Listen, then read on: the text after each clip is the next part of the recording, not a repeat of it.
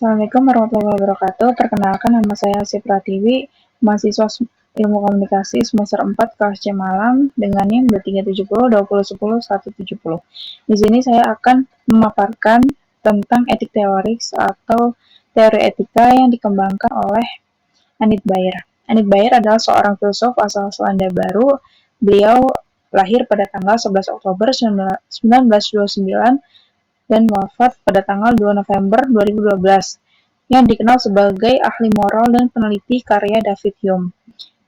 Ia mengembangkan teori etika yang menekankan betapa pentingnya hubungan interpersonal dan kepercayaan dalam moralitas, serta mengkritik pendekatan tradisional yang lebih berfokus pada aturan dan kode etik. Dalam karyanya, ia mengaitkan isu-isu seperti kekerasan, cinta, dan keadilan dengan perhatian terhadap ketidaksetaraan dan peran perempuan dalam masyarakat. Teori etika yang dikembangkan oleh Anit Bayer sangat dipengaruhi oleh paradigma konstruktivisme sosial. Hal ini adalah cara memahami moralitas atau apa yang dianggap baik dan buruk tidaklah tetap, namun dibentuk melalui interaksi dan pengalaman kita dengan orang lain. Bayer mengkritik pendekatan etika tradisional yang seringkali mengabaikan pengalaman nyata, terutama pengalaman perempuan yang seringkali tidak terdengar dalam pembicaraan tentang moral.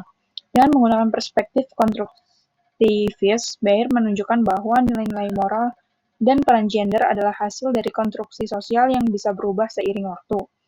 Pendekatan ini tidak hanya memperkaya diskusi tentang etika, tetapi juga membantu kita menciptakan teori etika yang lebih adil dan peka terhadap isu-isu ketidaksetaraan di dalam masyarakat.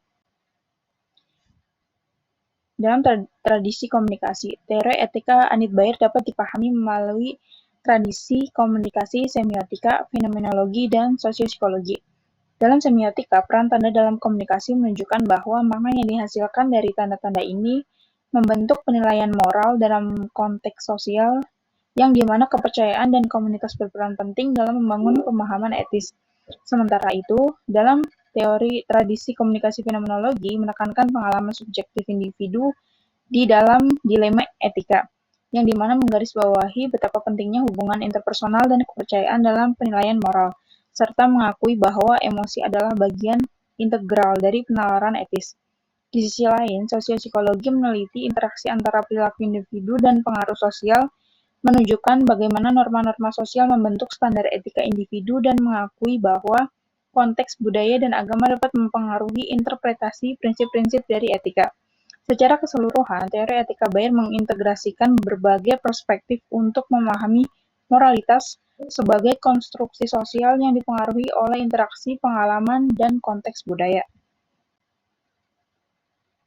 Dalam konteks penemuan historis, Anit Bayer mengembangkan etika kepedulian sebagai kritik terhadap dominasi teori etika tradisional yang lebih cenderung maskulin dan menekankan prinsip-prinsip abstrak seperti keadilan dan hak individu.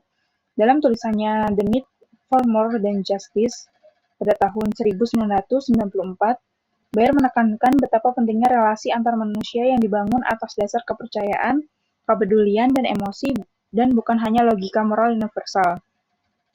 Karya-karya tersebut muncul dalam konteks sejarah, sosial, dan budaya yang ditandai dengan pergeseran dari pendekatan rasionalis ke pendekatan yang lebih relasional, dan dipengaruhi oleh perspektif feminis dan kritik terhadap teori moral tradisional.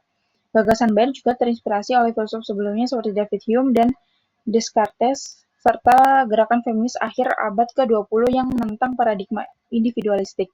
Selain itu, perkembangan teknologi digital dan evaluasi etika bisnis mencerminkan pengakuan akan pentingnya komunitas dan dinamika relasional dalam pertimbangan etis.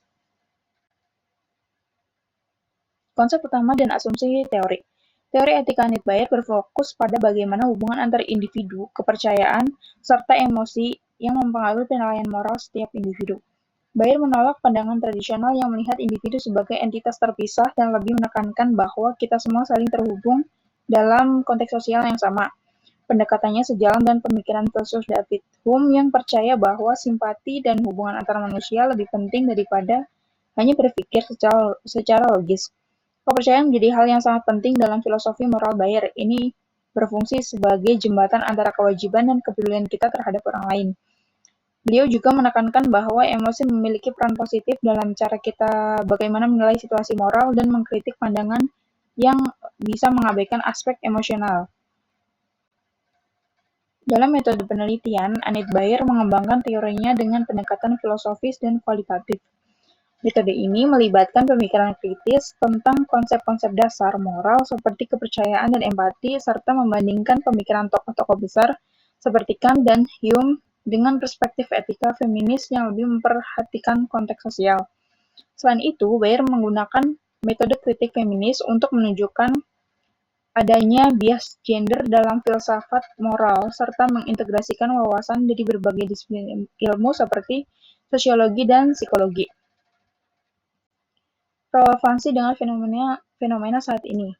Teori etika Anit Bayer sangat relevan untuk memahami cara berkomunikasi di era modern sekarang, terutama di dunia digital. Dalam konteks media sosial, Bayer menekankan betapa pentingnya membangun komunikasi berdasarkan kepercayaan antar individu dan bukan hanya sekedar mengikuti aturan yang ada. Ketika informasi yang salah disebarluaskan, bukan hanya masalah etika, tetapi juga dapat merusak kepercayaan sosial yang lebih krusial. Emosi memainkan peran yang signifikan dalam komunikasi online. Reaksi instan seperti kemarahan atau simpati dapat mempengaruhi interaksi antar pengguna di media sosial. Kelebihan dan keterbatasan teori etika Anit Bayer. Kelebihan, 1. Menekankan kepercayaan sebagai dasar moralitas yang menunjukkan bahwa hubungan sosial tidak hanya bergantung pada aturan formal. Yang kedua, ada peran emosi dalam pengambilan keputusan moral, yang dimana memperluas pemahaman tentang etika. Yang terakhir, ada mendorong perspektif etika yang inklusif dan relasional, relevan untuk masyarakat multikultural saat ini. Keterbatasannya ada yang pertama, ketergantungan pada konsep kepercayaan dan hubungan sosial dapat mengarah pada relativisme moral, yang dimana prinsip-prinsip moral menjadi terlalu bergantung pada konteks individu atau budaya. Yang kedua, ada kurangnya pedoman yang jelas dalam pengambilan keputusan moral dapat menyulitkan individu dalam menghadapi dilema etis yang cukup kompleks. Yang ketiga, ada fokus pada emosi dan pengalaman pribadi dapat menyebabkan subjektivitas yang berlebihan, yang dimana hal itu dapat mempengaruhi keputusan moral menjadi terlalu dipengaruhi oleh perasaan individu dan mengabaikan pertimbangan rasional yang lebih objektif. Baik, untuk kesimpulannya, dengan menekankan kepercayaan sebagai landasan moralitas, Bayer menunjukkan bahwa hubungan antar individu tidak seharusnya hanya mengandalkan aturan formal, tetapi harus didasari oleh rasa saling percaya dan saling empati. Pendekatan ini menekankan pentingnya menjaga integritas dan keterbukaan dalam interaksi sehari-hari. Di tengah derasnya arus informasi yang seringkali membingungkan, kepercayaan menjadi fondasi krusial untuk membangun komunitas yang harmonis dan berkelanjutan. Selain itu, Bayer juga mengingatkan kepada kita bahwa emosi bukanlah sesuatu yang layak diabaikan dalam pertimbangan etis, melainkan elemen yang penting yang membantu kita untuk memahami dan merespon kebutuhan orang lain secara lebih manusiawi. Baik, terima kasih. Ini adalah pemaparan saya terkait etik teoris dari yang dikembangkan oleh Anit Bayer. Sekian, terima kasih. Wassalamualaikum warahmatullahi wabarakatuh.